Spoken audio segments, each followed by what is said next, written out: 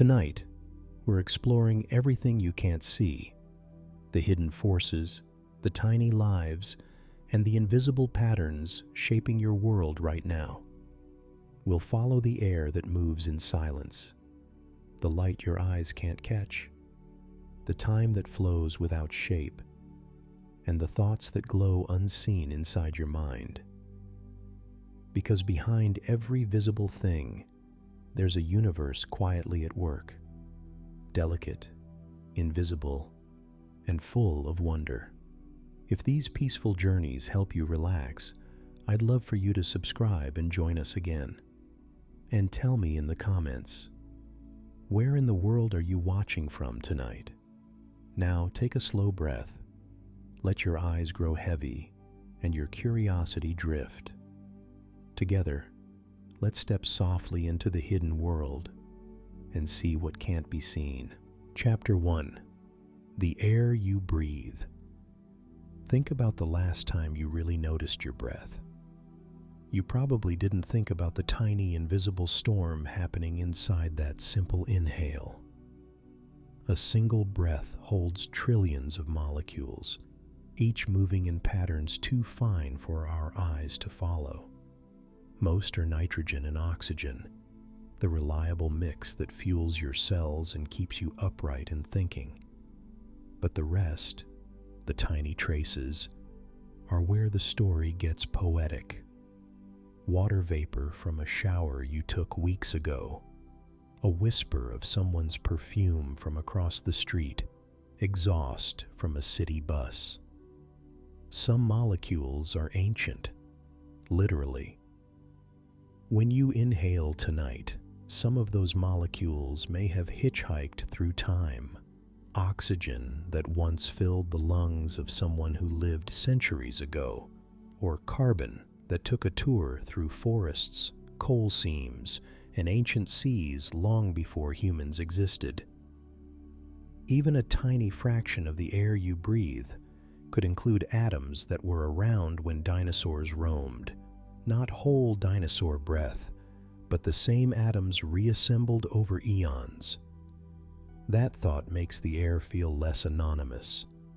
It connects you to yesterday's storms and last year's wildfires, to a farmer's field in another country, and to a child's laughter from across town.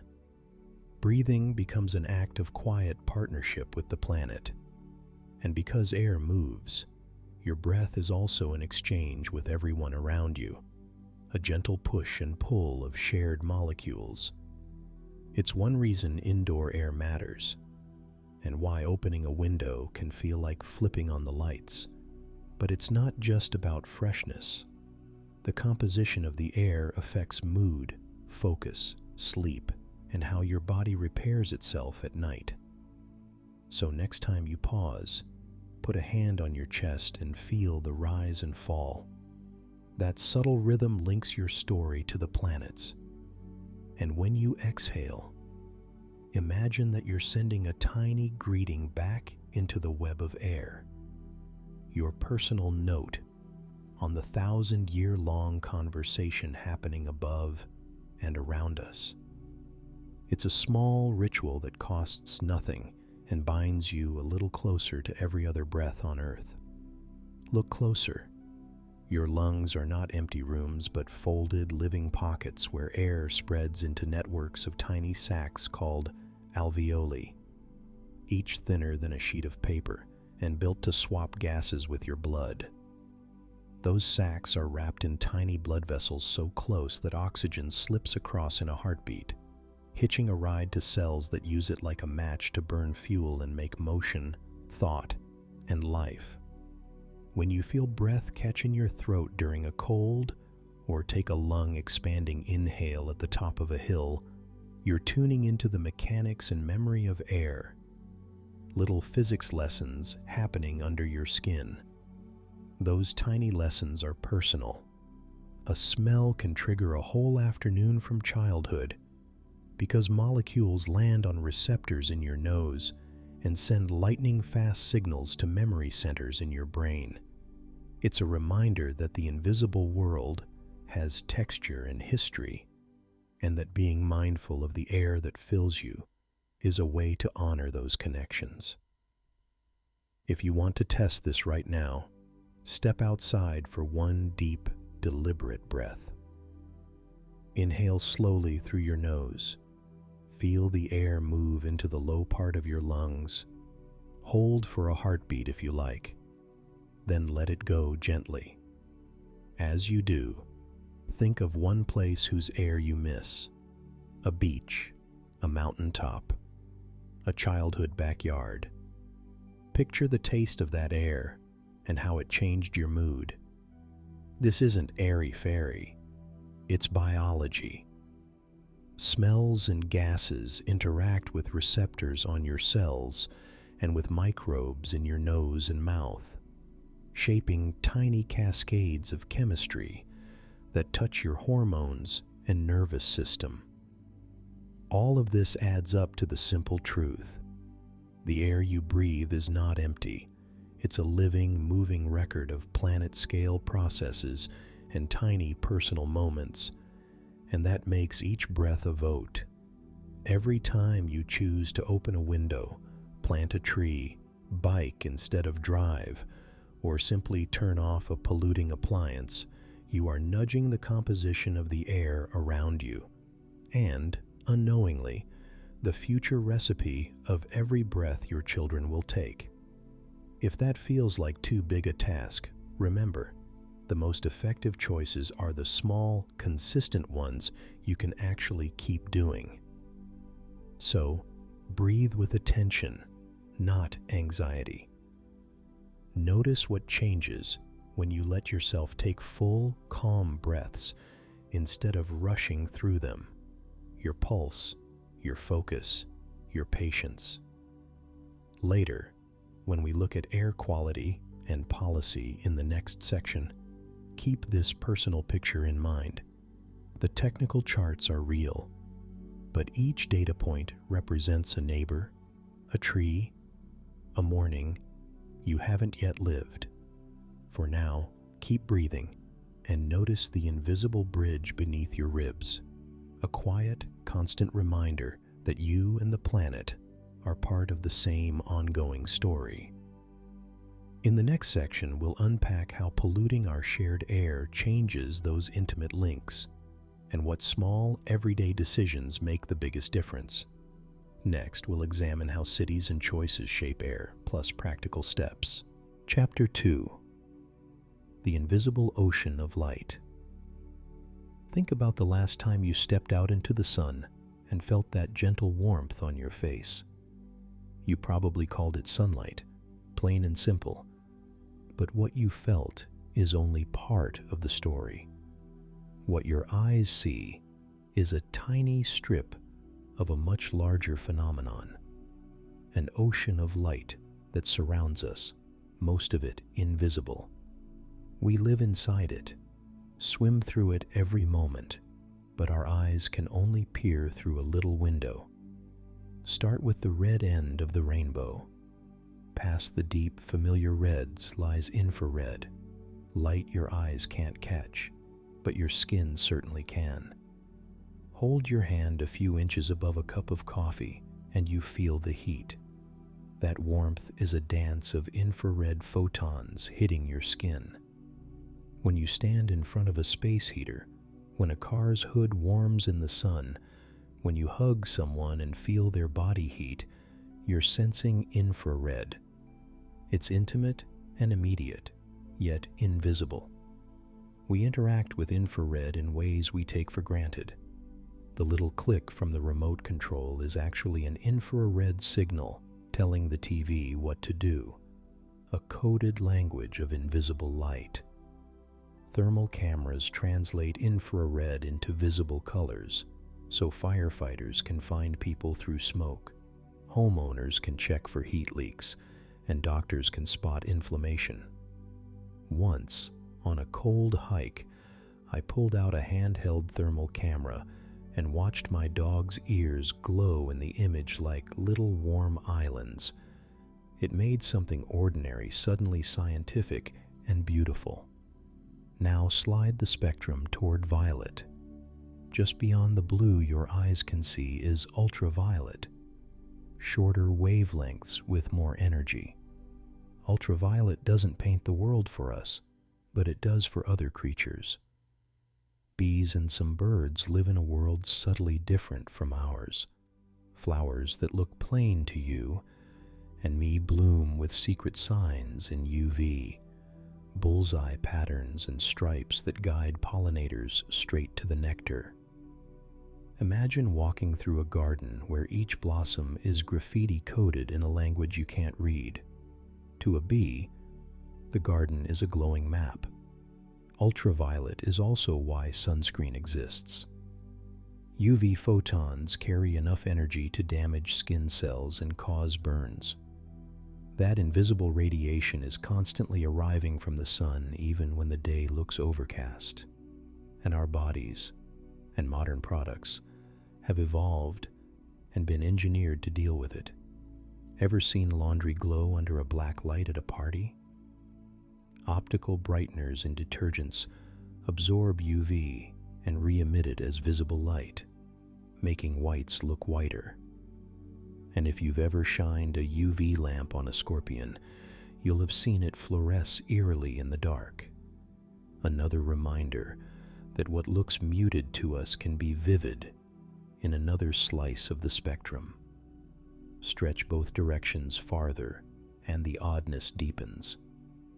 On the long wavelength side, beyond infrared, you find microwaves and radio waves. These are the silent messengers of modern life. The music you stream, the phone calls you make, the satellite map loading on your screen. They ripple through the air, through buildings, around you, carrying information at the speed of light. Imagine wrapping the earth in concentric husks of these waves. FM radio, AM, TV, cellular bands, Wi-Fi. A hidden, humming ocean that lets us talk, navigate, and connect without wires. At night, satellites beam down television signals, radar guides planes home.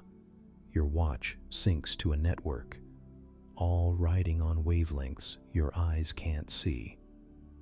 And then at the extreme short end, there are X-rays and gamma rays, the spear tips of the spectrum.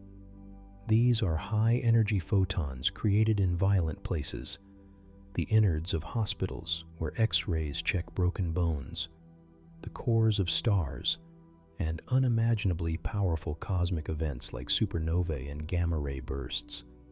Some gamma rays come from radioactive materials, others rain down from distant corners of the universe. Our atmosphere bravely takes the hit here, absorbing much of this hazardous radiation and shielding life on the surface. When humans harness these rays for medicine, the results can be life-saving. When they arrive from space, they're a reminder of how the universe is an energetic, dynamic place, even when it looks still and dark. This whole spectrum, radio to gamma, is not some abstract chart for physicists. It's a living, moving thing that shapes our daily experience in ways subtle and profound. Your phone depends on it. Your morning warmth does too. The colors you love are only a narrow window carved into a vast reality. If our eyes had evolved differently, the world would look different. Night would be alive with radio stations. Flowers would shout in ultraviolet, and the heat from your coffee would glow like a sunrise. So what does that mean for us, practically and personally? First, it's humbling. The familiar world is only the tip of an iceberg of information continually bathing us. Second, it's empowering. By building instruments, thermal cameras, radio receivers, ultraviolet lamps, X-ray machines, we translate invisible light into sensory experiences we can understand. I remember the first time I looked through a simple radio scanner and tuned into a weather station. The voice came in like magic, carried on radio waves that my eyes could never have seen. The same goes for the Geiger counters, the satellite dishes, the detectors aboard space telescopes. They are our translators, turning the ocean of invisible color into pictures, sounds, and data.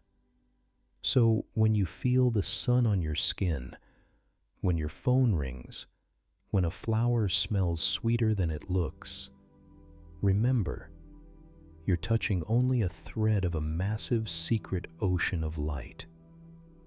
The visible spectrum is our small window, rich and beautiful, but it's not the full house.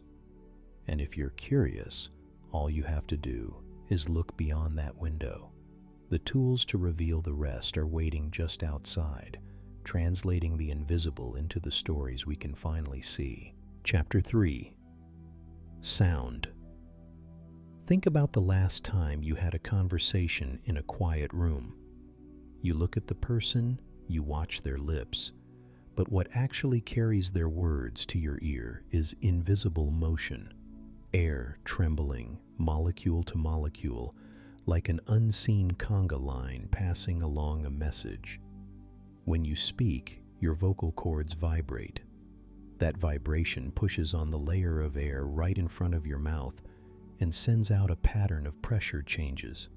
Those tiny compressions and rarefactions race outward until they reach someone else's eardrum and set it vibrating in the same pattern. It's motion you can't see, but your body reads it like braille. If you want to picture it, imagine dropping a pebble into a pond. Ripples move out in rings. Sound is similar, except it travels through air or water, and the rings are pressure waves. The difference is that these ripples are so small and so fast, you never actually see the air move. You just feel the effect. Sometimes that effect is loud enough to rattle windows. Sometimes it's so low you feel it in your chest before you hear it. That low stuff is called infrasound. You've probably experienced it. Standing on a platform as a freight train barrels by, feeling your ribcage hum. At a concert where the bass drops and your whole body seems to vibrate. Or on a stormy night when thunder doesn't so much sound as roll through the ground. Infrasound waves have long wavelengths and travel long distances, which is why whales use them. A blue whale's song can dive into frequencies far below what human ears can detect and sweep across hundreds of miles of ocean. Whales are effectively talking across ocean basins with waves we can't directly perceive, a conversation made of motion. On the opposite end are sounds that are too high for us. Bats and dolphins operate in the ultrasonic world. Bats emit incredibly high-pitched chirps and listen to the returning echoes to map out the world in complete darkness. Dolphins do the same in water with clicks and whistles. We can't hear those calls without help, but they paint a detailed acoustic picture for those animals. Think about that for a second. They navigate, hunt, and socialize through vibrations that are invisible to us. Their reality is full of motion we don't notice. You can make this invisible motion a little more tangible with tiny experiments at home. Turn on your phone's music and lay a bridge of coins across the speaker cone. Watch how the speaker's motion knocks them outward when the bass hits.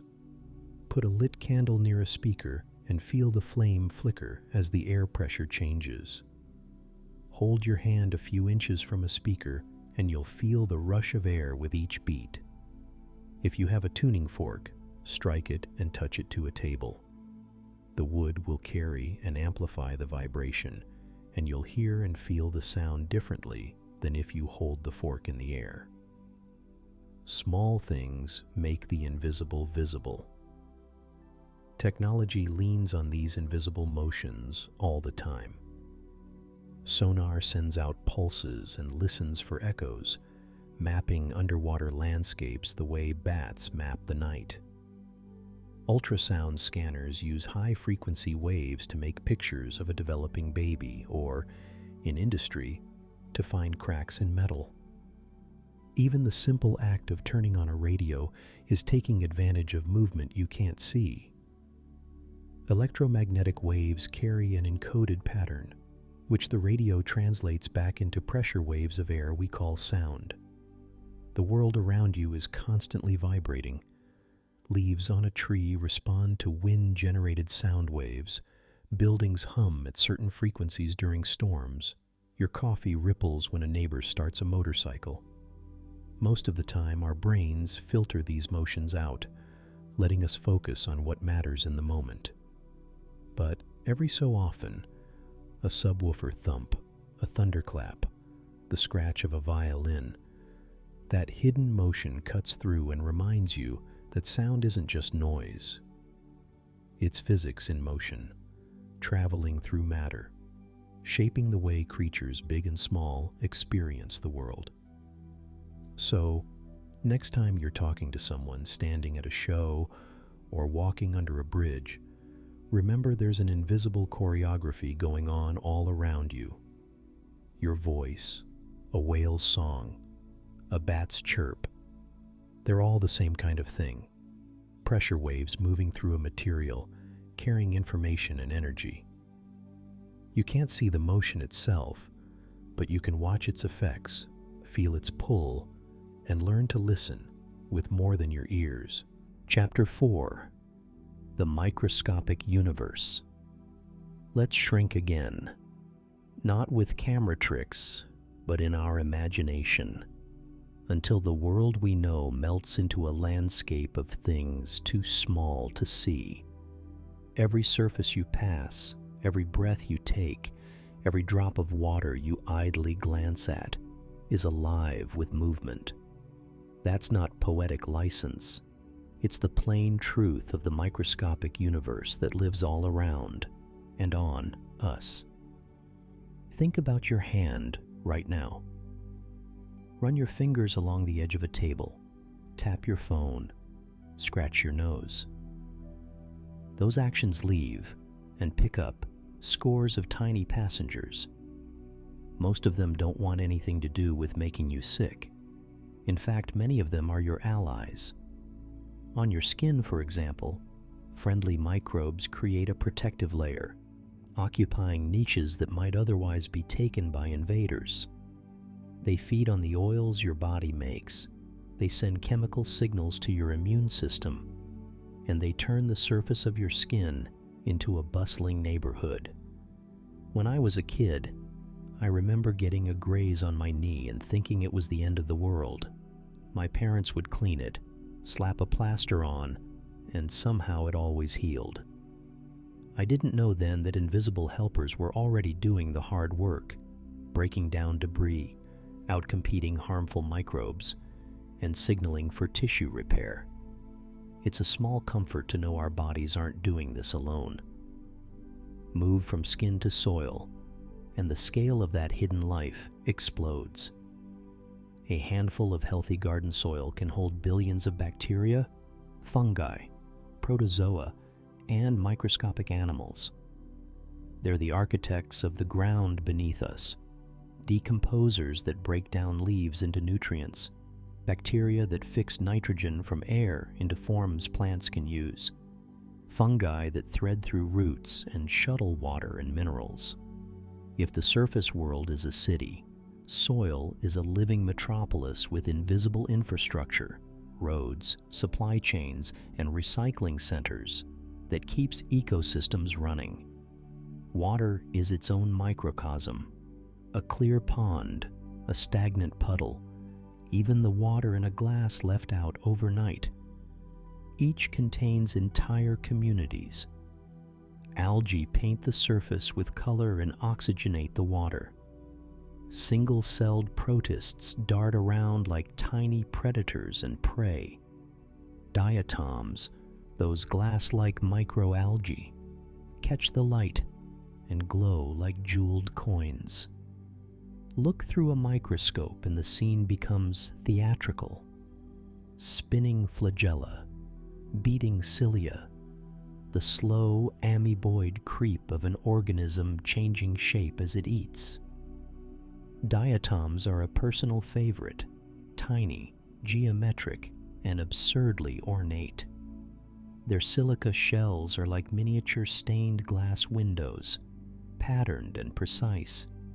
In a way, they're like the coral reefs of the micro-world, each one an individual, but together they build vast habitats, shape the chemistry of water, and produce oxygen on a planetary scale. If you've never looked at pond water under a microscope, try it. The first time I did, I felt like I'd stumbled into a bustling carnival, spinning wheels, lacy swimmers, and tiny hunters chasing luminous prey. It was both alien and deeply familiar. It turned something mundane into a story unfolding in miniature. You're not just watching curiosity-driven spectacle. These organisms matter. Algae are primary producers, capturing sunlight and forming the base of aquatic food chains. Microbes break down pollutants, recycle nutrients, and even influence the clarity and health of a lake. When that balance tips, say from nutrient runoff causing algal blooms, the whole system responds, sometimes with dramatic results. And it's not only out there. The air around us contains microbes too, bacterial and fungal spores riding on dust, droplets expelled when we speak, laugh, or cough. Every time we share a room, we're also sharing a microscopic weather pattern. That might sound alarming, but it's part of how communities exchange microbes. Most of the time, that exchange is harmless and even beneficial for developing resilient immune systems.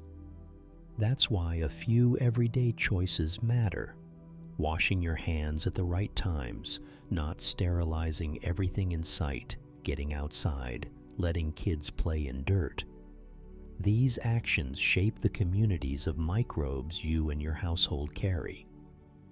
Think of it less like a war against germs, and more like tending a garden. Some pruning, some nurturing, but not total eradication. Peeking under the lens of a microscope reveals not chaos, but choreography. Cilia sweep in synchrony, flagella undulate in metronome fashion, and bacteria communicate through chemical whispers called quorum sensing. Enough of them in one place, and they change behavior as a group.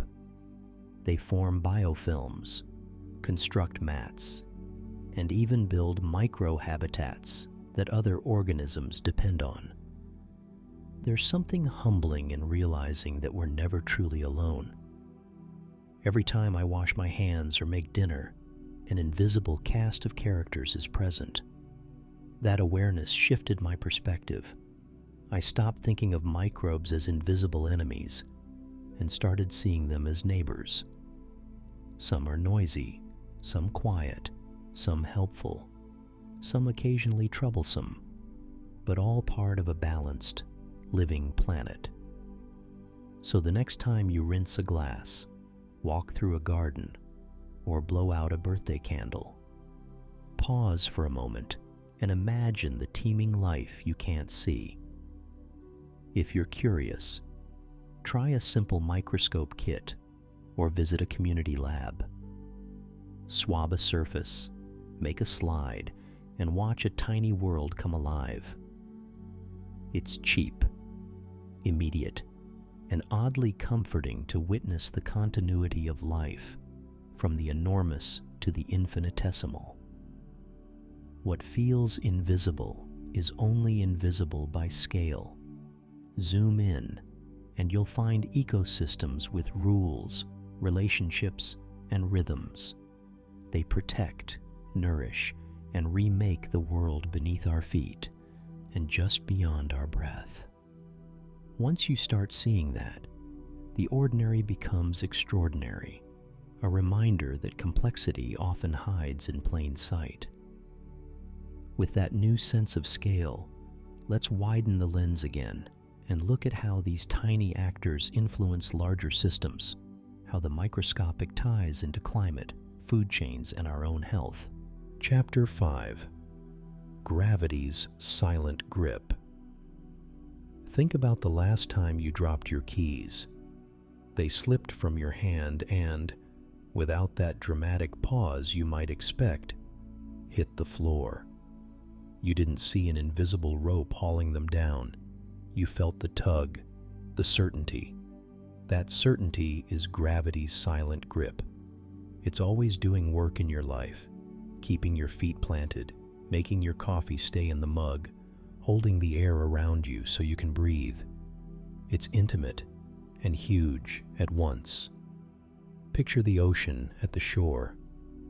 If you've ever stood on a beach and watched the tide roll in, you're watching gravity in action. The moon's presence bends the space around Earth, and the water responds. That slow, tireless rise and fall of the sea is a conversation between two bodies across a curved fabric of space. Tides are the everyday poetry of gravity, something you can feel in your bones, in the rhythm of shoreline life. Yet you never actually see the force itself. You only see its effects. To make sense of that invisible, imagine a trampoline. Put a bowling ball on it, and the surface dips. Put a marble nearby, and it rolls along the curve toward the bowling ball. That's the classic picture of how mass warps space. It's not that the bowling ball pulls the marble through some unseen line. The marble is following the straightest possible path available in a surface that's been curved. The marble's path looks bent because the surface itself is bent. That's the essential shift Einstein brought to the table. Gravity isn't a mysterious tug, it's geometry. This geometric view changes how you think of motion.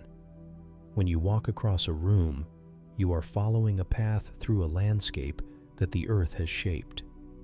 When a satellite soars overhead, it is not floating because some magic cancels gravity. It's falling around Earth, tracing a route dictated by the shape of space-time. Your phone's GPS, the timing of financial transactions, the route a spacecraft takes to Mars, all of these depend on understanding gravity as curvature. Engineers have to correct satellite clocks because gravity affects time itself. Tiny differences in how time flows at different heights change the coordinates your phone gives you. You carry reminders of curved space in your pocket every day. Gravity's influence stretches across scales. At human scales, it defines up and down, the posture of your body, the wear patterns on a staircase. At planetary scales, it sculpts continents over eons through the slow creep of tectonics and the shaping power of erosion. At the scale of star systems, it binds planets to suns and stitches galaxies into clusters. Even light, which has no mass, doesn't escape gravity's reach. It follows the bends in space-time too. During a solar eclipse in 1919, starlight was found shifted from its straight path as it passed near the sun, confirming that light traces the geometry gravity carves. And then there are the whispers of the universe you never hear with your ears. Gravitational waves. Colliding black holes or neutron stars send ripples through space-time like the splash of stones into a pond. Those ripples were predicted a century ago and only recently measured directly. When they pass through Earth, they change distances by amounts smaller than a proton. We can't feel them, but our instruments can. That discovery turned a theoretical idea into a living part of how we study the cosmos. Even more personal than telescopes and labs, your own body is shaped by gravity. Think about bones. Without the regular stress of gravity, in microgravity, astronauts' bones lose density. Bones remodel themselves to the forces they expect. Muscles too adapt. Your cardiovascular system relies on gravity to keep blood distributed correctly. You take gravity for granted until you step off a plane after a long trip or watch footage from astronauts who drift in the International Space Station, and suddenly floating becomes an unfamiliar normal. Those scenes make clear how deeply tuned life on Earth is to the pull, or rather, the curvature of our planet. There's a poetic side to this physics. You, a single person on a small rock orbiting a medium-sized star, are part of a cosmic choreography. Every atom in your body sits in a web of curved space, feeling the gentle tug of Earth and the subtler pulls of the moon and sun.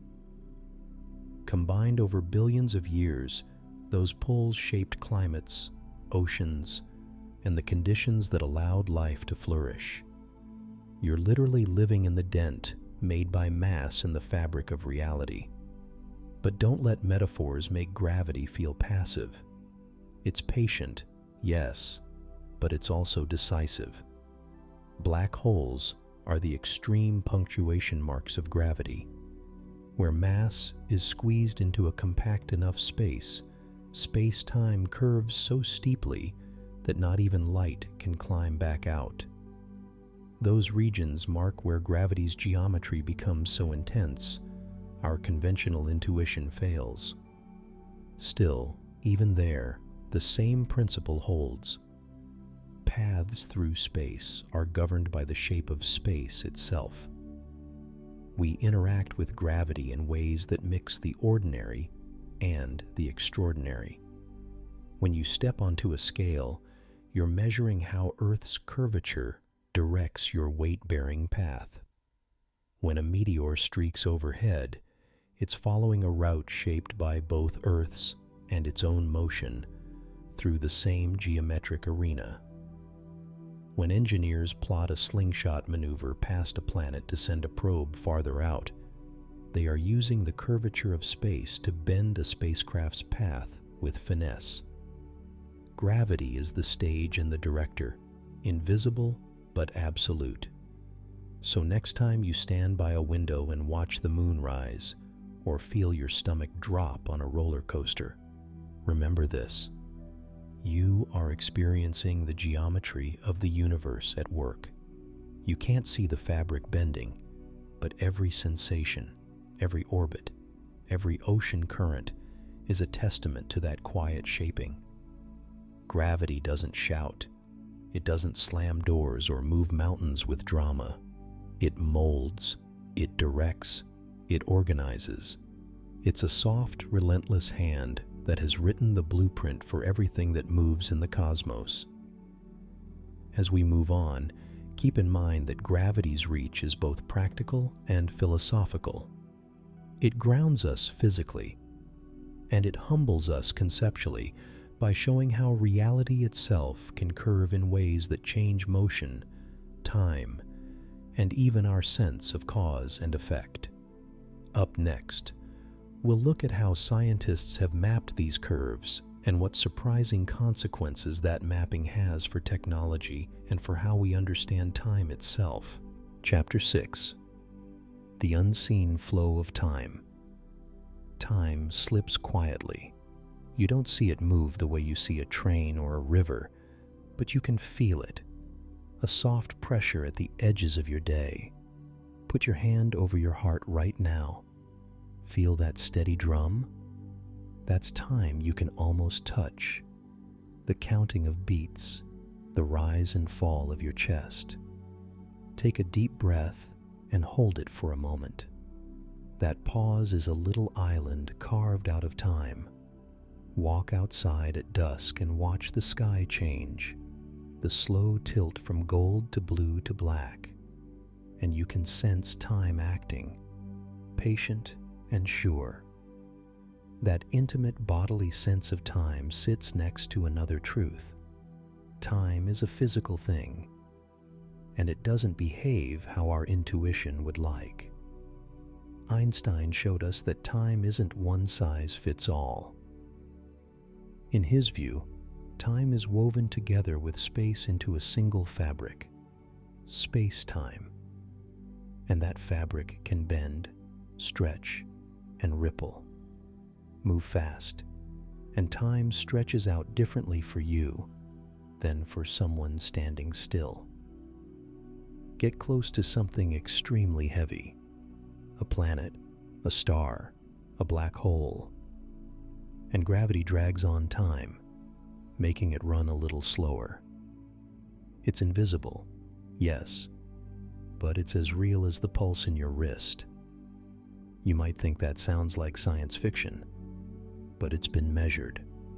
Clocks on GPS satellites, orbiting hundreds of miles above Earth's surface and whipping around our planet, tick at a slightly different rate than the clocks in your phone. If engineers didn't correct for those differences predicted by relativity, your GPS could be off by kilometers within a day. Or think of the famous experiment where atomic clocks were flown on airplanes and compared with identical clocks left on the ground. They disagreed, exactly as Einstein predicted. These effects are tiny in our daily lives, but they prove that time is not a universal metronome. It's local, and it bends to motion and gravity. But physics is only one way of knowing time. There's another side that's personal and messy: how time feels. Have you ever noticed how an hour can crawl when you're sitting through something boring, and then the next hour disappears when you're laughing with friends? That elastic feeling is because your brain, memory, and attention shape your experience of time. When something is new and intense, your brain records more details, and later, that dense bundle of memories looks like a long stretch of time. When days are routine, memory blurs the edges, and those days seem to have passed in an instant. This is where the heartbeat and the breath matter again. They are small, precise clocks that keep a rhythm while the rest of our perception stretches and shrinks. When you're scared, your heart races and the world seems to slow down. A survival trick that lets your brain pack more information into a short interval. When you're relaxed on vacation, the quiet days can feel deceptively long or alarmingly short, depending on what you remember doing. Time, then, is both an external river and the way your mind scans that river and stores its stones. There's also the arrow of time, the reason things go forward and not back. In physics, this often ties to entropy. Over time, systems tend to move from order to disorder. A broken cup doesn't spontaneously reassemble. Your coffee doesn't unsteam itself into a kettle. That increasing disorder gives time a direction. Combine that with relativity and human memory, and you get a layered picture, a geometric playground where clocks disagree, and a psychological landscape where moments gain meaning and weight. All of this makes time strange, but also deeply humane. Because time isn't only a scientific curiosity, it's the container of our stories. When someone says, "I'll be there in 5 minutes," what they mean is wrapped in courtesy, expectation, and sometimes a little lie. When a child counts to 10 before jumping off a wall, they're doing more than waiting. They're creating a ritual that marks a brief eternity. When you take a photo of your grandmother, you're trying to trap a piece of time to make a memory that resists the current. That resistance is partial. Time carries everything. It carries our joys toward memory and our losses into the ache of absence. It carries cities from bustling markets to abandoned streets. It carries cultures, technologies, the slow erosion of mountains, and the quick click of a camera shutter. Everything moves forward in its own tempo, and nothing stands still. So what do we do with that knowledge? For me, realizing that time is both unstoppable and pliable changed small habits. I started marking the day not just by tasks, but by tiny rituals. A morning coffee on the balcony, 5 minutes of breathing before I open my laptop, an evening walk without my phone. Those rituals don't stop time. Nothing can. But they anchor it. They turn the flow into a sequence of moments you can recognize and keep. You might try something simple. At 3 points today, pause and place your hand over your heart. Breathe for 10 slow counts and notice the weight and rhythm of the moment. Or pick one ordinary action: making tea, locking the front door, walking to the bus, and do it as if you're noticing each small detail for the first time. You won't make time stretch physically, but you'll compress your attention so that when you look back, the day will feel richer and fuller. And then there are more radical ways to encounter time. Travel changes your relation to it. Crossing time zones is an obvious example, but even visiting a very old place, a cathedral, a fossil site, a tree older than recorded history, gives you a sense of time's deep scales. Conversely, being in the glow of a screen can make hours merge into a blur. Awareness can be as simple as choosing which to invite into your life. Einstein's lessons and our heartbeat together teach a humble truth. Time is larger than any single human, and yet it's woven into our smallest moments. Invisible and unstoppable, it carries us all forward, whether we are ready or not. But what we can do is shape how we travel, with attention, with ritual, with curiosity. In the steady beat of your heart and the slow turning of day into night, you are already in conversation with time. Listening is the first step toward living in a way that honors both the science that governs it and the life that it makes possible. Chapter 7: Magnetism and Hidden Fields. Imagine the little magnet on your fridge, the one holding up a child's drawing or last week's takeout menu. It looks simple, almost decorative, but if you could see what it hides, the air around it would be filled with invisible lines, curving and looping like a topographic map made of force. Every magnet creates that landscape, fields that bend, twist, and reach out into space. They're everywhere, shaping behavior and technology without ever announcing themselves. Think about walking outside on a clear night and watching geese fly off in a perfect V. Those birds aren't just following each other. Many species carry an internal map tied to Earth's magnetic field. It's as if they have a compass written into their biology. Scientists have found tiny magnetite crystals in some animals and intriguing chemical reactions in bird eyes that respond to field direction. For them, the lines we can't see are as legible as roads on a map. So when you feel small standing under a migrating flock, remember, they're navigating a hidden script overlaying the whole planet. That same invisible script is what your phone reads when you open the Compass app. Inside is a tiny magnetometer, a sensitive detector that feels the magnetic field and tells your phone which way is north. It's why sometimes you have to wave your phone in a figure 8 to calibrate it. You're helping the device learn the local contours of the field, accounting for interference from nearby metal or electronics. It's one of those moments where the abstract, a magnetic field, crosses into the everyday. It points you to the coffee shop, helps a delivery driver find an address, or locks your AR game to the real world.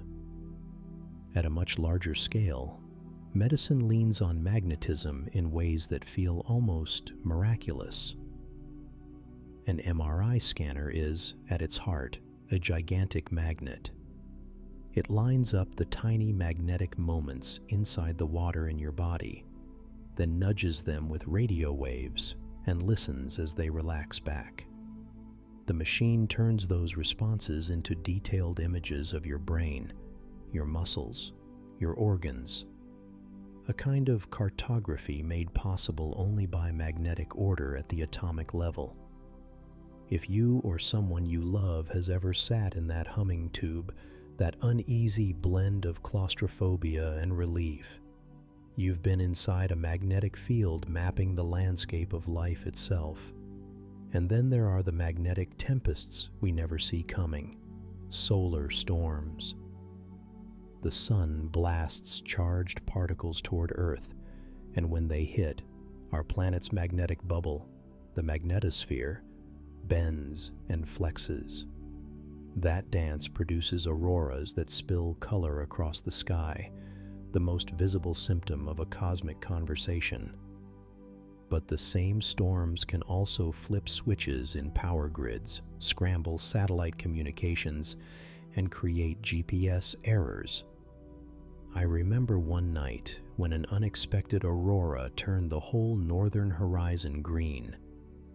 My phone's connection sputtered, and news feeds lit up with reports of radio blackouts. The beauty and the vulnerability were two sides of the same magnetic coin. What ties these stories together is a quiet order you can't touch. Magnetic fields are not drama. They are choreography. They guide migratory routes, steady compasses, enable non-invasive diagnostics, and buffer, imperfectly but significantly, our planet from solar fury. They are also deeply personal. A child's fridge magnet sparks curiosity. A hiker relies on a handset compass. A patient waits inside an MRI for answers. A sky watcher is humbled by auroral spectacle. In each case, unseen forces are shaping choices, safety, and wonder. So next time you pick up that fridge magnet, or you feel the tug of a compass while hiking, take a moment to imagine the invisible landscape around you. Those curving lines and shimmering fields are doing work right now, holding together technology, telling animals where to go, and quietly sketching the rules that make the visible world possible. The magnetic dance might be hidden, but its effects are woven through daily life, and once you start looking for it, you'll notice how often the unseen is steering the show. Chapter 8. The Wind's Secret Sculpting. Listen, not with your ears at first, but with your skin. Stick out your hand on a cool morning, or close your eyes and feel that evening breeze on your cheek. You can't see the wind, only the way it touches you. That touch is its handwriting, and the planet is full of pages it has written on for millions of years. Think of a desert. Up close, a single grain of sand seems meaningless. But give the wind time, and those grains become an orchestra. It lifts, carries, and drops them in steady rhythms. Dunes are the wind's sheet music, ripples and crescendos carved by an invisible hand. Walk along one and you'll see how each slope remembers the last gust, the gentle leeward curve, the sharp slip face, where sand briefly collapses and then settles into a new story. I remember standing on a dune at sunset, feeling small as the whole hillside shifted a few centimeters while I watched. It was quiet, almost polite, but unstoppable. Rivers teach the same lesson in softer tones. You might have picked up a smooth stone on a stream bank and marveled at its rounded shape. That stone hasn't just been kissed by the water, it has also felt the wind. Over and over, tiny particles driven by air polish rough edges, like a craftsman sanding wood until it gleams. The process is patient. There's no hurry in geological time. The wind prefers to take its time, to chip away imperceptibly, until a canyon sings the history of 1,000 years. Mountains, too, wear the wind's imprimatur. It's tempting to think of peaks as eternal and immovable, but the truth is humbling. Given enough seasons, wind can sculpt rock, pry away at seams, and carry the particles down to valleys where they become soil. I visited a high ridge once and watched a distant cloud of dust trailing along the horizon. It looked delicate, almost decorative, but that dust was part of an enormous, slow conversation between sky and stone. One tiny gust, repeated for millennia, becomes the outline of a range. But wind's work is not only erosion and shaping, it's also a courier, a storyteller, and a matchmaker. Watch a dandelion go to seed. It disperses on breezes, each seed a promise of a new plant far from its parent. The same principle applies on a grand scale. Entire ecosystems hitch a ride on currents. Seeds cross oceans, land in strange soils, and begin new chapters. If you've ever held a feather and felt a small seed stubbornly cling to it, you know how easily life can travel when wind lends a hand. And there's the music it carries. Close your eyes, and you'll notice not just the movement of air, but the way it gathers sound. A gust can pick up laughter from a beach, the distant chords of a festival, or the low hum of traffic, and deposit snippets miles away. Scent behaves the same way. That first deep inhale as you walk into a city from a garden, the mix of wet earth, jasmine, frying oil, is a map of winds. I used to live near a bakery, and on certain mornings, the smell would find me 2 streets over, announcing bread like a friend arriving before they knock. What I love most is the intimacy of it. Each soft breeze that brushes your face is doing the same work as the desert storm and the mountain gale, only on a scale that feels personal. It's the same force that folded sand into dunes and smoothed river stones, showing up at your window to flip a page of your book or scatter leaves across a sidewalk. The wind is invisible but not indifferent.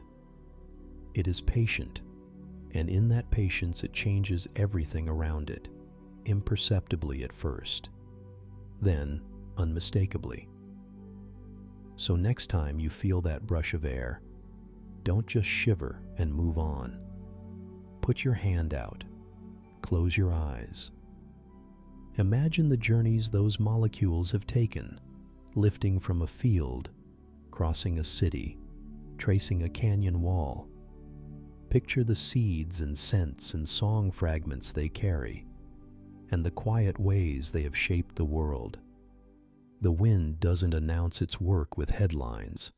It sculpts in whispers, and if you learn to listen with more than your ears, you'll start to read the landscape like a book written in breath. Now that we've felt the wind's touch, let's follow where it leads, to the places it connects and the stories those connections tell. Chapter 9. The Invisible Pulse of Electricity. Think about the last time you reached for your phone in the dark and the screen sprang to life under your thumb, or the way a streetlight steadies into a soft glow as you approach it at night. Those moments feel ordinary because we take them for granted, but what's really happening is a kind of quiet, invisible choreography, a pulse moving through wires, cells, and clouds that animates our world. Electricity isn't just a thing you plug in, it's a language. In your body, it's a language your brain uses to tell your fingers to curl around a mug, to warn you off a hot stove, to keep your heart beating on schedule. Those commands aren't ideas floating in the air. They're tiny changes in voltage that travel along neurons. When you decide to move your hand, the brain fires off a pattern of electrical signals. They race down motor neurons at tens to over 100 meters per second, faster than you can say, ouch. And by the time you touch something hot, your body has already launched reflexes to protect you. It feels instantaneous, and in many ways it is. The speed of those signals collapses moments into action. Outside your skin, the same invisible pulse runs through copper and aluminum inside the walls of your home. Flip a switch, and an electromagnetic wave races through the wiring, arriving at a bulb or a phone charger almost immediately. The actual electrons drift slowly, but the signal, the information that tells the circuit to let power flow, propagates at a significant fraction of the speed of light. That's why the lights come on the instant you flip the switch, and why your messages travel across continents in fractions of a second. Then there's lightning, the universe's dramatic insistence that electricity exists. A flash slices the sky, brilliant and terrifying, but it's only the visible punctuation of something vast. Within a thundercloud, an enormous separation of charge builds, and when that tension becomes too great, a pathway forms and current rushes, sometimes tens of thousands of amperes in a single stroke.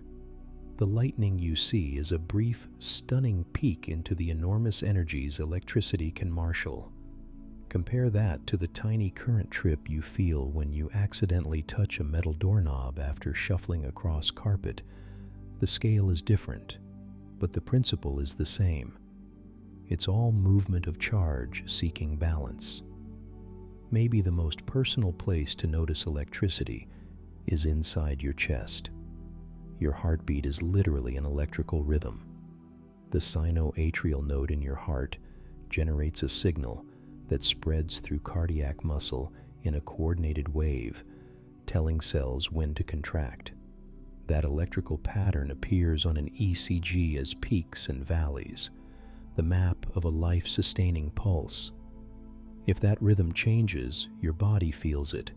Breath quickens, energy dips, you experience palpitations.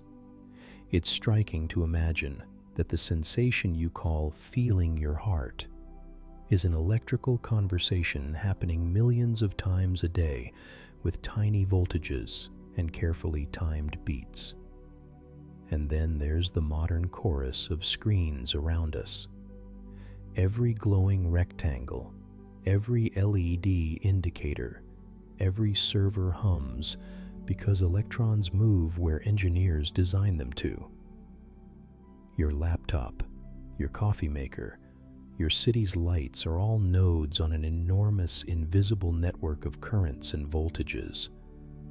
When you stream a song, press send on an email, or turn on a lamp, you're tapping into a global choreography of electricity spread across miles of cable, transformers, and wireless signals. It's humbling to think that our social lives, work, and entertainment ride on that unseen pulse. I want to make this real in a way you can feel. Next time you get out of your car on a dry winter morning and touch the metal door, notice the tiny shock that might jump your hand. That's static electricity, a small imbalance of charge looking for a way to even out. Or think of the last time you were startled by a loud thunderclap and saw lightning tear the sky. For that split second, the air became a conductor for a torrent of charge. Both are reminders that electricity is always at work, sometimes subtle, sometimes spectacular. We also have to respect it. The same force that powers life's comforts can be dangerous. That's why there are fuses, breakers, insulators, and grounding rods. Human-designed ways to keep the invisible pulse from turning into harm. The rhythm of a well-designed circuit is safe and reliable. When it goes wrong, the consequences can be immediate. So curiosity should be paired with caution. Admire a live wire from a distance. Watch lightning from indoors. Let professionals handle high-voltage work. But beyond utility and safety, there's something almost poetic about electricity. It's a connecting force. From the firing synapses that let you remember a face, to the copper and fiber that carry your video calls, to the lightning that lights up the whole sky. It strips away distances and animates matter. You are both source and beneficiary of that pulse. Your thoughts ride on it. Your muscles obey it. Your devices glow because of it. As we trace this invisible current further, you start to notice a pattern, whether in your body, your home, or a thunderhead. Electricity is always about relationships, differences in charge, pathways for movement, moments of balance. That perspective changes the way you live with it. Instead of invisible and unknowable, electricity becomes something intimate, a constant companion whose rhythm we can read, respect, and sometimes even shape. In the next section, we'll follow how we harness that pulse, from the battery in your pocket to the sprawling grids that keep entire cities alive, and discover the human choices behind how that power is delivered. Chapter 10. Smells, Scents, and Signals. You can't see a smell, but your brain can paint an entire room from a single breath. That faint mineral tang before a summer storm, petrichor, doesn't just tell you rain is coming. It drops you back into a childhood backyard, mud between your toes, and the dog racing circles around the sprinkler. Or think about the salt on the air at the coast. One inhale, and you're on a cliff, gulls crying, the horizon folding into a silver line. For me, a scrap of jasmine perfume in a crowded subway once stopped me cold. Suddenly, I was 12 again, standing on my grandmother's stoop while she braided my hair. Those moments aren't coincidence. They're the olfactory system doing what it does best, turning invisible chemistry into vivid memory and raw feeling. At the root of that magic are tiny airborne molecules. Flowers, soil, sea spray, baked bread. All of these release volatile organic compounds that drift on the air. When they reach your nose, they dissolve in the mucus covering the olfactory epithelium and latch onto receptors. The trick is combinatorial. A single odorant can activate several receptors, and each receptor can be activated by many odorants. The brain reads that pattern and assigns meaning. Then almost immediately, signals race into the olfactory bulb and straight into the limbic system, the part of the brain that handles emotion and memory. That's why smells don't feel like facts you process slowly. They feel like emotional punches or warm blankets. For humans, scent often works like a backstage pass to our past. There's even a name for the sudden rush of memory evoked by scent, the Proustian effect, after Marcel Proust's Madeleine episode. But scent is also a social tool. Perfume and cologne are chemistry made cultural, crafted to evoke identity, confidence, attraction, comfort. We mark our spaces with candles and laundry detergent that carry a signature scent. Babies learn their mother's scent and are soothed by it. Couples often report that a partner's smell becomes part of the feeling of home. And when smell is suddenly taken away, through illness, injury, or conditions like anosmia, people describe losing a layer of meaning from food, memory, and intimacy. It's a subtle but profound loss. Animals, though, live out loud on smell. For many species, it's not a luxury. It's language. Ants lay pheromone trails to lead a colony along a forage route. Bees learn floral scents and use them to find rewarding flowers. Salmon travel thousands of miles and rely on the chemical signature of their natal stream to find their way home. Moths can detect a mate from miles away because a single female releases nanogram quantities of pheromone that males sense with extraordinary sensitivity. Dogs' noses are so acute they can detect disease markers on breath or skin, explosives hidden in luggage, or the faint, layered scent map a person leaves along a city street. For them, every square inch tells a story of who passed, when, and what they carried. Scent is also survival. Predators follow prey by scent. Prey avoid predators by smelling danger. Plants have evolved scents to attract pollinators and repel herbivores. Some animals wear chemical armor. Skunks spray to deter attackers, and certain frogs secrete noxious compounds that say, "Don't eat me." Even ecosystems have their own olfactory signatures. The musky green smell of a forest after rain is a cocktail of terpenes released by plants, while coastal ozone and dimethyl sulfide rising from phytoplankton give the sea its signature tang. Those smells are cues about abundance, danger, and opportunity. And then there are the stories written in the spaces between us. Cityscapes carry layered scents. The diesel and hot tar of a freeway, coffee and pastries outside a bakery, the citrus and bleach from a hospital corridor. We mask some of these with air fresheners and perfumes, choosing which notes we want associated with our lives. That choice tells a story too. Who we want to be, what we want others to feel in our presence. Try an experiment. Close your eyes and take a slow, deliberate breath. What comes first?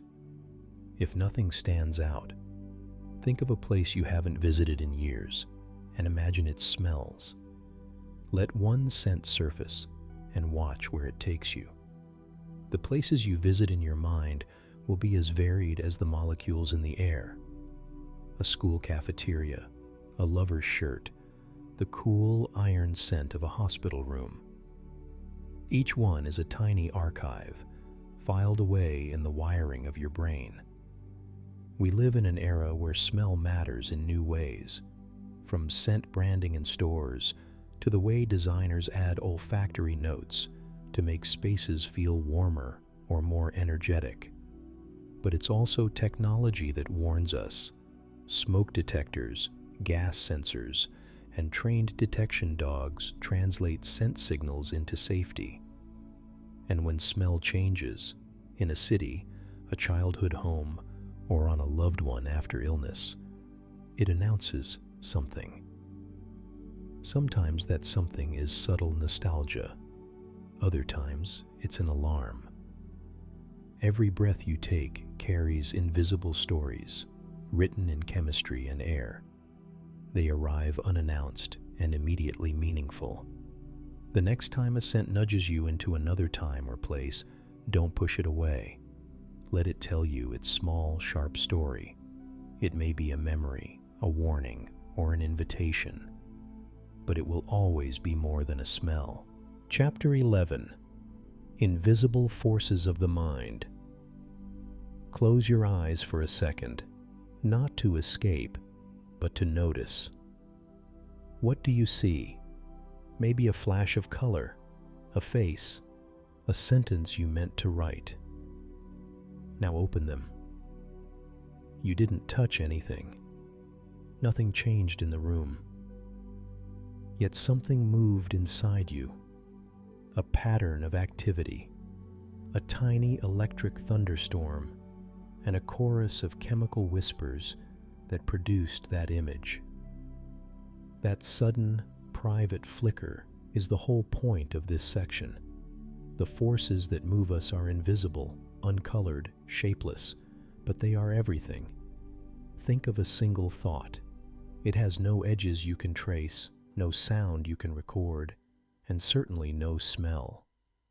Still, that thought can make you laugh, bring tears, force you to pick up the phone, or stop you mid-step. Where does that power come from? From the brain's language of electricity and chemistry. Neurons, the cells we used to call just nerve cells, pass information by letting tiny ions rush in and out. That rush is an electrical pulse, an action potential, a spark that travels down a chain. When it reaches a connection point, a synapse, the neuron releases molecules called neurotransmitters. These molecules are the whispers. Not loud, but persuasive. A little dopamine can make something feel rewarding. A touch of serotonin can steady a mood. A burst of oxytocin can make a stranger feel like someone you can trust. I remember sitting on a rainy afternoon, a smell catching me that I hadn't noticed since childhood. The exact kind of rain-on-concrete smell at my grandmother's house. Instantly, a flood of images arrived. A knitted sweater, a warm mug, a pair of scissors. No one had told me to remember those things. My nervous system had simply put a scent and a pattern together, and out came a memory.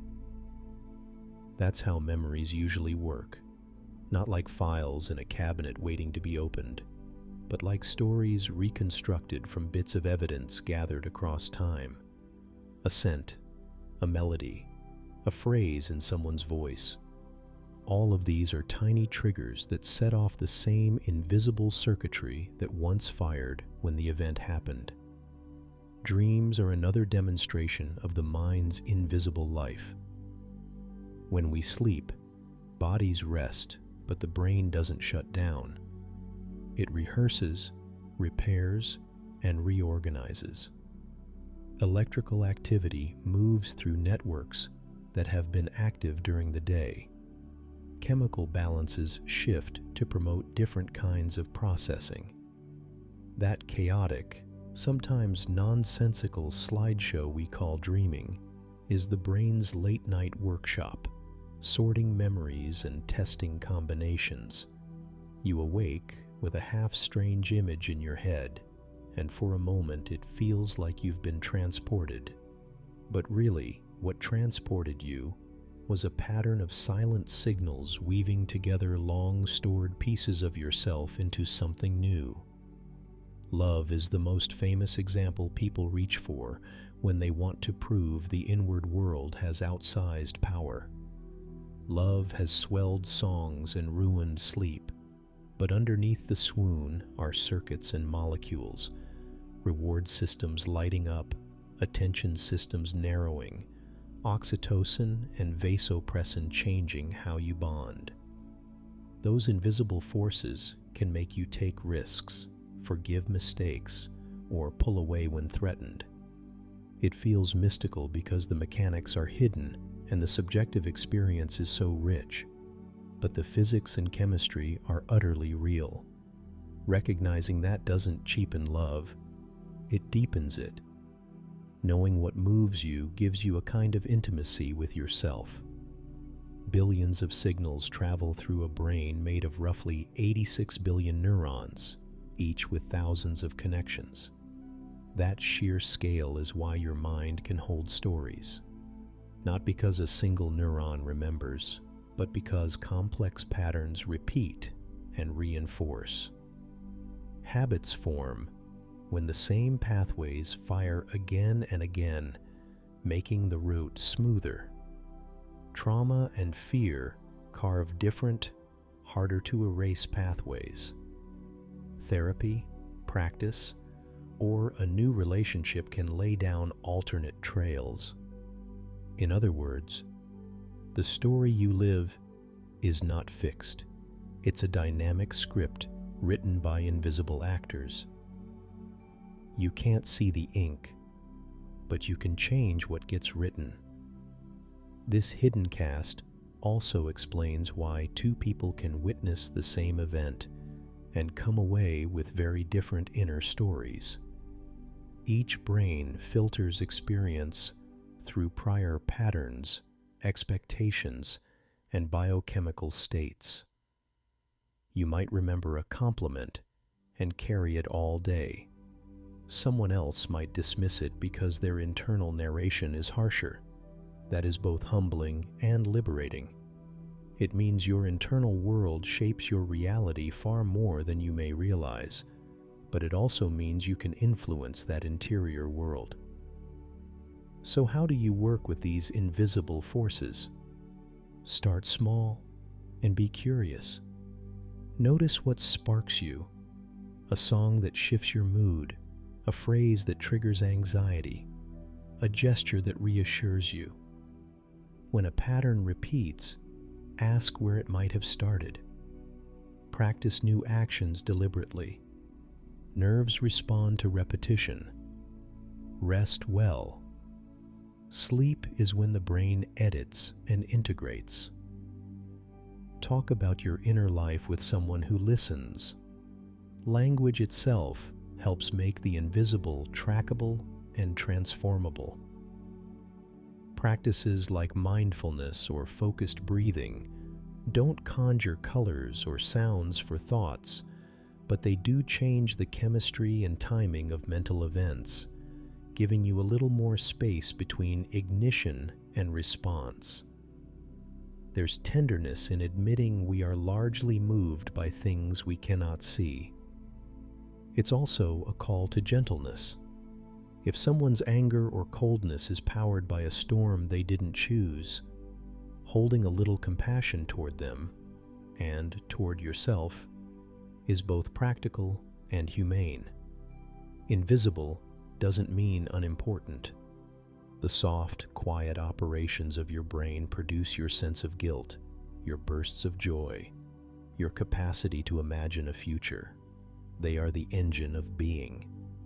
The most mysterious place you will ever travel is not a distant planet or a secret ocean trench. It's right behind your eyes and wrapped around your skull. A landscape of sparks and whispers, shadowed networks, and bright, sudden insights. You cannot photograph it in a way that captures what it feels like to be you, but you can inhabit it, study the marks it leaves, and gradually learn to shape its terrain.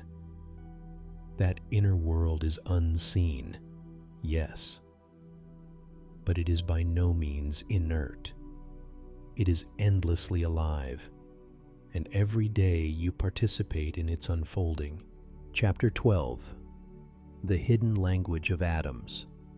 Imagine running your fingers along the rim of a coffee mug. It feels solid, smooth, familiar. Now imagine shrinking down, smaller than a speck of dust, smaller than the wavelength of visible light. Everything that felt continuous, the warmth, the texture, the weight, dissolves into a choreography so tiny you can't see it directly. That choreography is a language, the hidden language of atoms. Atoms are the quiet storytellers of the universe. You can't hold one in your hand or see it with your eyes, yet every object you touch, every breath you take, is a sentence they've written together. Inside each atom, protons and neutrons form a dense little core, while electrons swirl around in fuzzy clouds. Those electrons aren't planets in neat orbits. They're waves of possibility, probability clouds that describe where the electron might be found if we were to look. When we say atoms dance, we don't mean a ballroom waltz. We mean an ongoing, precise exchange of energy and information. Electrons shift between states, photons are absorbed and emitted, bonds form and break. It's a conversation that has been happening since before Earth had a name. Think about light for a second. When sunlight hits your skin, it's not just warming you. Photons, little packets of light, meet electrons and nudge them into higher energy states. When those electrons settle back down, they can let off more photons, or pass energy to neighbors, or even trigger chemical changes. That's why sunlight can make grass grow and bread brown in a toaster. That invisible exchange of light and energy is the grammar of atoms. It shapes color, flavor, heat, and even the way memories form in your brain. You can make this feel personal by tracing the atoms that make up something meaningful. A ring from your grandmother, the chair you used to study in, the ocean that calms you, the iron in that ring, the carbon in the chair's wood, the sodium and chlorine in sea salt. Each atom has its own provenance.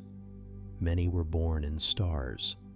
The carbon in your cells was forged in a stellar oven billions of years ago, then cast out in a supernova, drifted through space, and eventually joined other atoms to become part of you.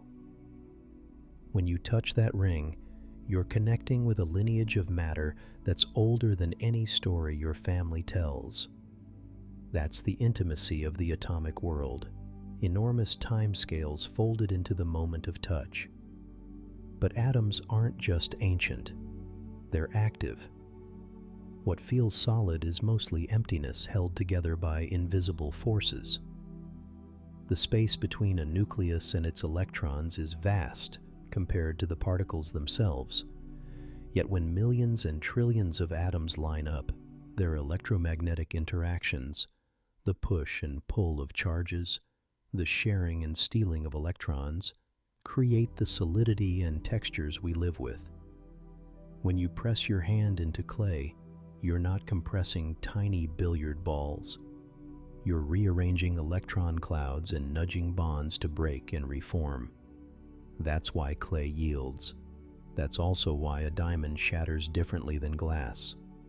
The way atoms connect determines behavior. The language part becomes clearer when you listen to how atoms communicate. They use photons to talk over short ranges and longer ones. They sense nearby charges, align magnetic moments, and send tiny vibrations through lattices that we perceive as sound or heat. Smell happens when molecules bump into receptors in your nose and set off precise patterns of binding and signaling. The specific shape and electronic structure of a molecule is its word. Your biology interprets that word as rose or smoke. Taste, too, is just chemistry translated into neural code. Everything we call experience is atoms exchanging information, and our bodies translating that exchange into meaning. And it's not slow. These conversations are happening in scales of femtoseconds and picoseconds, millionths and billionths of a billionth of a second. Electrons leap between levels in instants. bonds form and break. Thermal motion jostles atoms into new configurations. Our macroscopic sense of things being stable is a statistical illusion over time. While individual atoms are restless, the ensemble averages out to the reliability we rely on. That restless tiny motion is also how processes like diffusion, healing, and cooking work. Stir a spoon in a cup, and you're prompting a ballet of atoms to mix, disperse, and settle into a new arrangement. The periodic table is like a dictionary for this hidden language. Each element has a distinct set of electron words and a grammar of bonding. Sodium donates electrons, chlorine accepts them. Carbon is the poet of the table, versatile, able to form chains, rings, and complex three-dimensional structures that become the scaffolding of life. Understanding the periodic table is like learning common verbs and nouns. Suddenly, you can predict how substances will interact, combine, and react. That's the power behind everything from cooking to chemistry to building smartphones. That brings up another point. Technology is just deliberate atomic storytelling. Your screen lights up because electrons are shifted to different energy levels and photons are emitted in colors we see as pictures. A lithium-ion battery makes your devices portable because lithium atoms move between layers, changing their electronic states in reversible ways. When you turn on a light, you're nudging electrons through a circuit so that they communicate via electromagnetic forces to deliver energy. Every time you charge your phone, you are participating in a controlled, large-scale conversation of atoms. There's an emotional side to this too. Realizing that the atoms inside you were once stardust can be astonishing and comforting at once. It means you carry an unbroken thread through cosmic history. It also reframes responsibility. If atoms are constantly exchanging and reshaping, what we do with our bodies and our environment echoes on a molecular level. Eating, moving, building, these are more than choices. They are invitations to certain atomic arrangements over others. When you plant a tree, you invite carbon atoms to assemble into wood, leaves, and shade. When you recycle, you give atoms the chance to participate in new stories rather than becoming waste. So next time you run a finger along something, pause for a beat. Think about the invisible dialogue happening beneath your skin, the warmth you feel, the color you see, the scent that draws you in. They are the punctuation of a grammatical system older than the sun. The smallest things in existence aren't insignificant. They are the authors of every mountain, every cloud, every laugh and tear. Learning their language isn't just science. It's a way of reconnecting to the world, of understanding how deeply entangled you are with everything you love. Chapter 13, Dark Matter and the Unknown. Look into the night sky and hold that image for a moment. The pinpricks of stars, the soft band of the Milky Way, maybe a streaking satellite or two. What you're seeing is spectacular, but it's not the full story, not even close. The luminous stuff we can see, stars, planets, gas, dust, the galaxies we point telescopes at, adds up to less than 5% of the universe. Everything else? It's dark. Dark matter and dark energy make up roughly 95% of reality, and we only infer their existence from the way they tug and push on the visible universe. That's a startling thought. When I first heard it, I remember lying on a hill outside the city and feeling both small and oddly privileged. Small because most of the cosmos is invisible to my eyes, privileged because I get to wonder about it. You might have had a similar moment, staring up, feeling the universe is familiar, and then learning that what you can actually see is just the tip of an enormous, hidden iceberg. How do we know this? We see the fingerprints. Dark matter doesn't glow or absorb light, but it exerts gravity, and gravity leaves traces. In the 1970s, Vera Rubin measured how fast stars orbited the centers of galaxies. Instead of slowing down farther out, like planets around the sun, stars kept racing along at roughly the same speed. The visible mass couldn't hold them. Something unseen was providing extra pull. Simulations of cosmic structure formation also require a lot of unseen mass to build the web of galaxies we observe. Without that invisible scaffolding, the universe would look very different. Then there's gravitational lensing, a neat trick predicted by Einstein. Massive objects bend space-time, and light passing nearby gets distorted.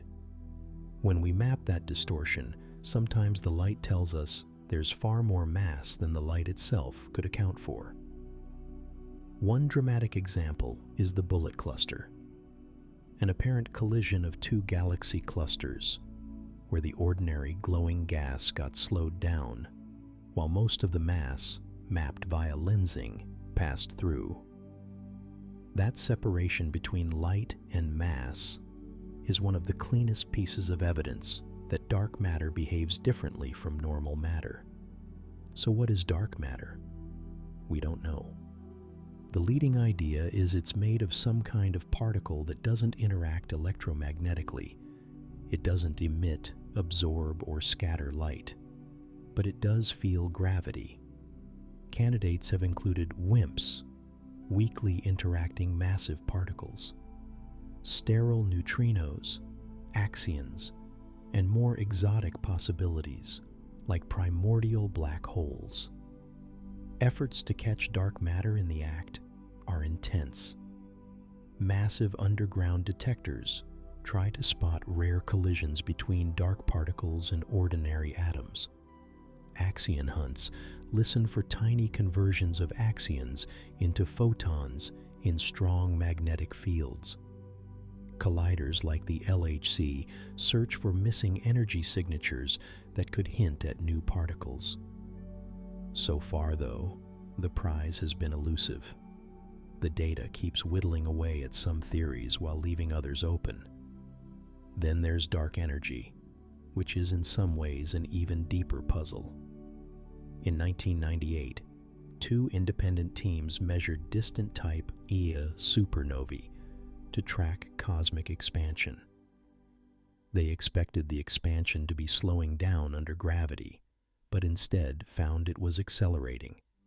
The cosmos is pushing itself apart faster and faster.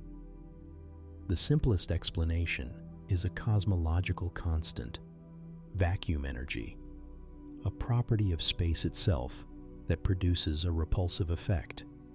But when theorists try to compute vacuum energy from quantum mechanics, the predicted value is outrageously larger than what we observe. That mismatch is one of the biggest embarrassments in theoretical physics. Other ideas propose a dynamic field called quintessence, or modifications to gravity on the largest scales.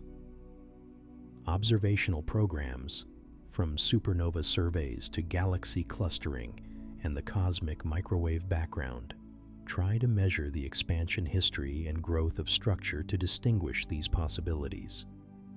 Missions like the Euclid satellite, the Rubin Observatory's legacy survey of space and time, and precise CMB measurements are all pieces of that puzzle. A useful way to think about the dark components is with everyday analogies. Imagine walking into a room with furniture covered by opaque sheets. You can see the outlines where your hands brush and where chairs block your path. You can infer the object's shapes and positions, even though you can't lift the covers. Dark matter is like the hidden furniture. You can't see it directly, but it shapes the motion of everything else. Dark energy is a bit like a slowly inflating balloon behind the walls, stretching the room itself so that the distance between objects increases over time. There's also a human side to this mystery. These are not just dry numbers on a chart. They affect the grand narrative of everything: how galaxies form, whether the universe stops expanding or tears itself apart, how ultimately everything might end. When you realize that most of what exists is unseen, it humbles you. It's a reminder that the universe doesn't owe us transparency. Our instruments and theories are tools that scratch at an enormous unknown. And yet, that very invisibility is a kind of invitation. It tells us where to point our curiosity. In labs buried under mountains, researchers cool detectors to near absolute zero, waiting for whispers from the dark. Astronomers map weak gravitational lensing across billions of galaxies. Theorists sketch models that could be tested a decade from now. The pursuit is methodical, sometimes frustrating, often exciting. It's the scientific equivalent of tuning a radio, waiting for a signal to come through static. Sometimes, it helps to bring these cosmic ideas into personal terms. Think of dark matter like a crowd at a concert, standing in the dark behind you. You can feel the push and jostle even if you can't see the faces. Dark energy is the very air in the venue starting to expand and thin, so the distance between you and the stage slowly increases. We navigate by the effects, not by direct sight. We also have to accept that some answers may be stranger than we imagine. Historically, every time we peeled back a cosmic layer, we discovered new layers we hadn't anticipated. The realization that atoms themselves were not indivisible, the existence of unseen forces like electromagnetism, and then quantum fields. Each step redefined our picture of reality. Dark matter and dark energy could be hints of a deeper framework that will rearrange our concepts of space, time, and matter. So the night sky becomes a humbling metaphor. What appears solid and complete is often a surface for deeper mysteries. The universe hides more than it shows, and that's not a failure, it's a provocation. It keeps us looking, building better eyes and keener minds. Maybe the next generation will see the dark for what it truly is. Maybe the answer will be stranger than anything we can currently dream. Either way, the unknown is not nothing. It's the engine of discovery. And when you lie under the stars again, remember that most of what's shaping that view is invisible, and that's one of the most beautiful things about being curious. Chapter 14. The Beauty of the Unseen. We spend so much of our lives cataloging what we can touch and name, as if reality were a checklist of visible things. But step back for a second. How many of the moments that actually move you are built on things you can't see? Not seeing doesn't mean not existing. That sentence feels simple, but it's quietly radical once you let it sink in. Think about a morning like any other. You wake because light nudges your eyelids open. Not a physical hand, but photons spilling across the room. You make coffee, and the warmth from your mug spreads into your palm. Somewhere down the street, a child laughs and your shoulders relax without you making a deliberate choice. Each of those small events is the product of invisible forces. Light, gravity, thought, love. They're all shaping us every moment, and we hardly notice. Gravity is the most obvious unseen friend. It keeps your feet firm on the ground. It makes the ocean hug the shore. It made the apple fall from the tree in every cartoon you loved as a kid. You never saw gravity punch the apple, but you know it's real because the apple didn't float away. There's something tender about that. A quiet, patient pull, holding everything together. Invisible, yes, but far from absent. Light is another mystery dressed as ordinary. When you lean toward a window in the afternoon and watch dust motes dance, you're watching light reveal what was already there. The light doesn't create the dust, but it gives it form. Science will tell you, light behaves both like a wave and a particle, a duality that stubbornly refuses to fit into neat categories. That contradiction invites a kind of humility. Nature is allowed to be stranger and more beautiful than our metaphors. Thoughts are even more intimate examples. I'm not talking about the dramatic, sweeping revelations you read about in movies. I mean the tiny internal narrations that shape your day. The quiet voice that convinces you to take a different route home. The sudden idea that makes you call an old friend. The hope that keeps you trying. Thoughts are electrical storms and chemistry and memory compressed into something that feels weightless and private. They are invisible architects of action. You can't photograph a decision, but you can feel its consequences ripple outward. Then there's love, which resists being boxed into any definition. Love shows up in ways that are measurable and ways that are not. The rise and fall of hormone levels after a hug. Yes, but also the way someone remembers the smallest detail from a long ago conversation and brings it up on a bad day. Love is messy and radiant and quiet all at once. It is threaded through our days like an undercurrent, often unseen, but always steering the ship. In their invisibility lies mystery, and in mystery, wonder. There's no shame in being moved by something you can't fully explain. In fact, that's where curiosity lives. The unseen invites us to be students of the world, to pay attention to effects, and to ask what might be causing them. It asks us to accept that our senses are a partial report, and that truth may be broader than our immediate perception. This isn't just philosophical fluff. Noticing the unseen changes how you live. When you begin to recognize the invisible at work, you start to treat small moments with more care. You notice the relief of a deep breath, the steadiness of a hand on your shoulder, the way a remembered joke can lift the mood for hours. You realize that honoring the unseen is a form of gratitude, thanking the light for making the world visible, acknowledging the gravity that keeps you grounded, naming the thought that pushed you forward, whispering your love back into the places it lives. The unseen is the quiet poetry of the universe. It's the soft meter beneath the lines we write with our visible lives. If we learn to listen, truly listen, we'll find the world is louder and richer than we thought. Not because there are more things to see, but because there are more things to feel. And when we begin to feel them, the ordinary becomes miraculous. So next time you pause, at a window, in a conversation, in the middle of a routine, take a second to notice what you can't see. Name it, if only in your head.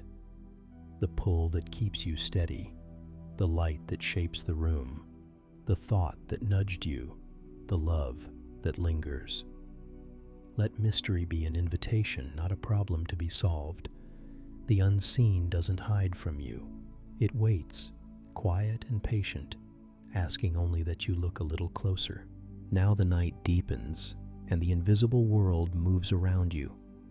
The air, your heartbeat, the soft gravity of sleep. Let unseen forces cradle your thoughts and carry you into rest. The world hums with quiet miracles, and you are part of them. Sleep well. Dream softly. Remember, you are still moving.